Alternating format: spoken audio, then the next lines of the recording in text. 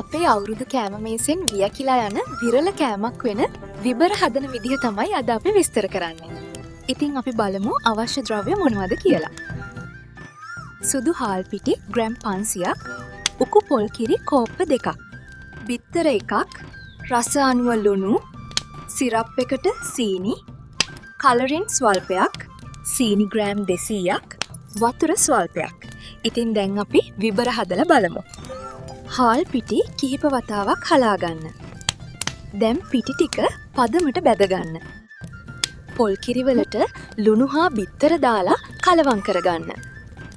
දැන් පිටිවල රස්නේ තියෙද්දිම පොල් කිරි ටික දාලා සොෆ්ට් ඩෝ එකක් හදාගන්න.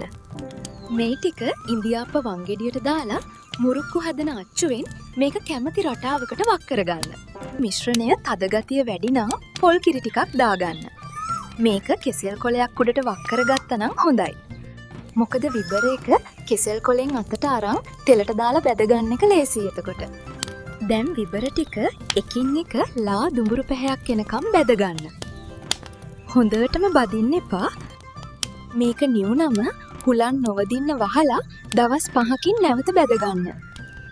සීනි සිරප් එක හදන්න සීනි හා වතුර එක් කරලා ලිපේ තියන්න. හොඳින් නටනකොට කලරින් ටික දාලා උතුරව ගන්න.